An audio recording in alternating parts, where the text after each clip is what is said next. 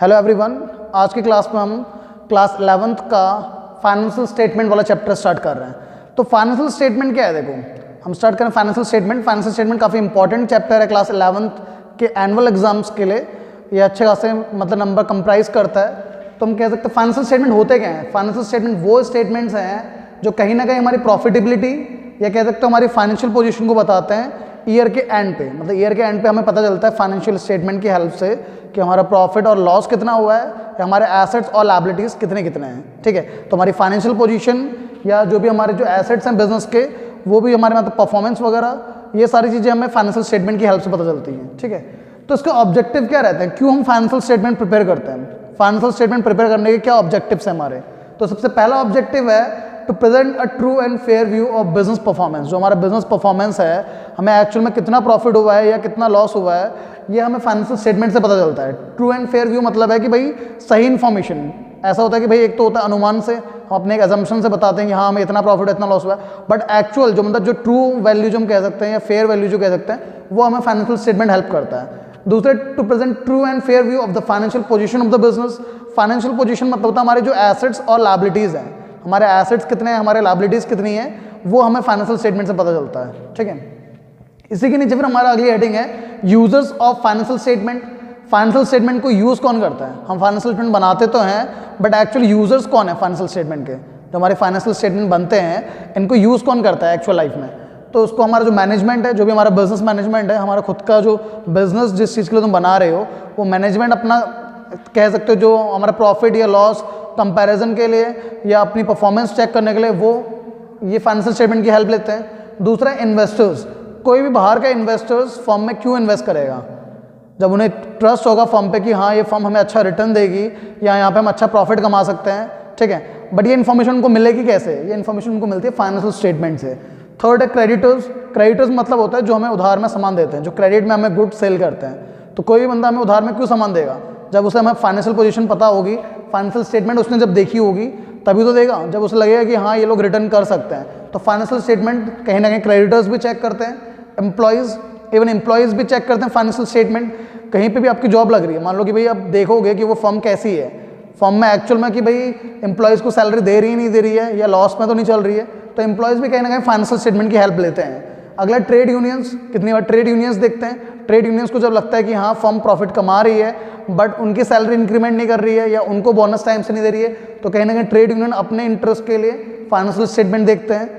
Government भी कभी कभी अगर इंटरफेयर करती है, गवर्नमेंट को लगता है कहीं पे अगर कोई फर्म प्रॉपरली टैक्स नहीं पे कर रही है या प्रॉपरली गाइडलाइंस फॉलो नहीं कर रही है, तो कहीं ना कहीं फाइनेंशियल स्टेटमेंट की हेल्प वो भी लेते हैं। और लास्ट, टैक्स अथॉरिटीज़। जो हमारे टैक्स डिपार्टमेंट्स हैं, उनको अगर लगता है कि भाई जो कंपनीज हैं, जो फर्म्स हैं, वो अगर टैक्सेस ड्यूली जो उनका जो ड्यू है, टैक्स ड्यू है, वो पे नहीं हो रहा है टाइम पे, तो वो लोग भी फाइनेंशियल स्टेटमेंट की हेल्प लेते हैं। तो ये सारे जो हमारे कह सकते हो यूजर्स हैं फाइनेंशियल स्टेटमेंट के, कौन कौन, मैनेजमेंट जो भी हमारे बिजनेस मैनेजमेंट है, इन्वेस्टर्स जो भी फर्म में इन्वेस्ट कर रहे हैं, क्रेडिटर्स जो भी हमें गुड्स सेल कर रहे हैं क्रेडिट में, एम्प्लॉयज़ जो भी एम्प्लॉयज़ यहाँ पे वर्क कर रहे हैं, ट्रेड यूनियंस जो भी ट्रेड यूनियंस है हमारी ऑर्गेनाइजेशन के अंदर पे, गवर्नमेंट चाहे स्टेट गवर्नमेंट है चाहे सेंट्रल गवर्नमेंट है, टैक्स अथॉरिटीज़ जो भी हमारे कंट्री की टैक्स अथॉरिटीज़ हैं। तो सारे हमारे यूजर्स हैं फाइनेंशियल स्टेटमेंट के।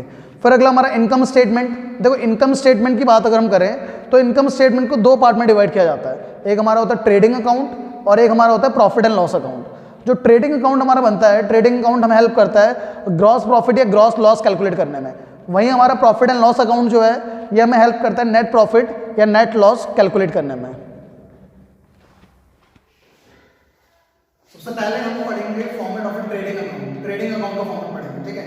तो ट्रेडिंग अकाउंट कभी भी अगर बनेगा तो सबसे पहले उस पर हेडिंग आती है trading account for the year ending, जिस ईयर के लिए बन रहा है। मान लीजिए 31 मार्च 2021 के लिए बन रहा है, तो यहाँ पे आएगा trading account for the year ending 31 मार्च 2021।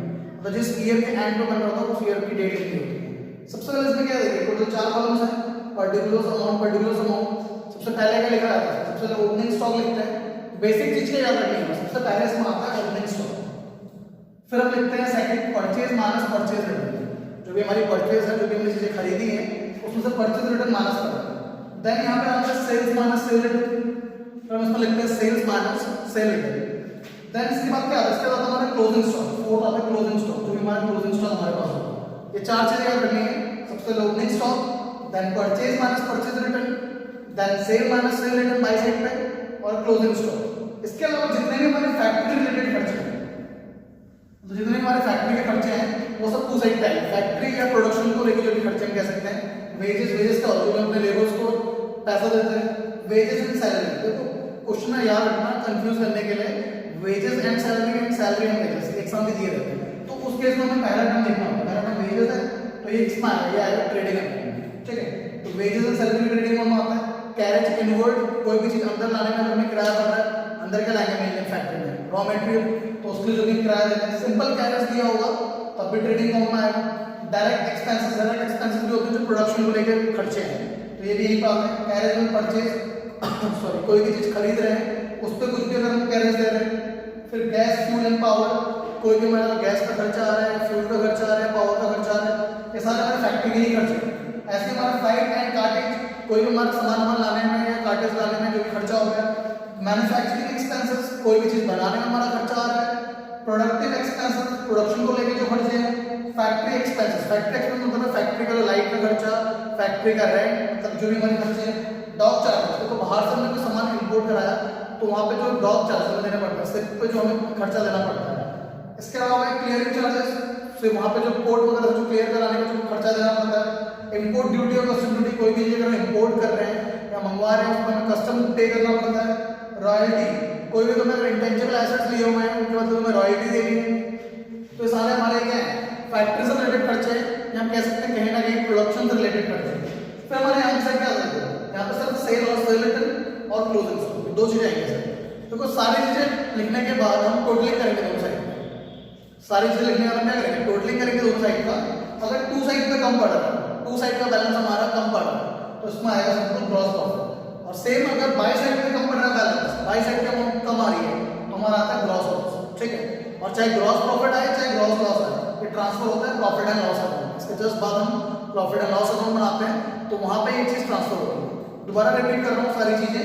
सबसे पहले ओपनिंग स्टॉक लिखेंगे, then purchase minus purchase return, और यहाँ के side sale minus sale return और क्लोजिंग स्टॉक। बाकी सारे फैक्ट्री खर्चे हमें याद रखना है, wages and salary, carriage and inward, simple carriage में दिया हो, ऐसी direct expenses, carriage and purchase, gas fuel and power, flight and cartage, manufacturing expenses, productive expenses या फैक्ट्री जो भी हमारे एक्सपेंसेस वगैरह हैं, फैक्ट्री रेंट हो चाहे फैक्ट्री की लाइटिंग वगैरह, dock charges, clearing charges, import duty, custom duty और रॉयल्टी, हमारे सारे खर्चे हैं फैक्ट्री के, ये सारे ट्रेडिंग मोड में आएंगे।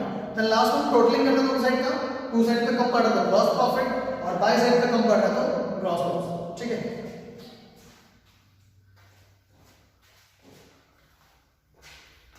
इस वीडियो में हमने फाइनेंशियल स्टेटमेंट का इंट्रोडक्शन पार्ट पढ़ा है, means theory part and trading account और उसका फॉर्मेट पढ़ा है। इसकी नेक्स्ट वीडियो जो आपकी आएगी उसमें ट्रेडिंग अकाउंट के न्यूमेरिकल पोर्शन को कवर करेंगे, ठीक है। देन उसके आगे अगली नेक्स्ट वीडियो में हो सकता है प्रॉफिट एंड लॉस अकाउंट या उसके न्यूमेरिकल्स कवर करेंगे, ठीक है। Thank you so much for watching.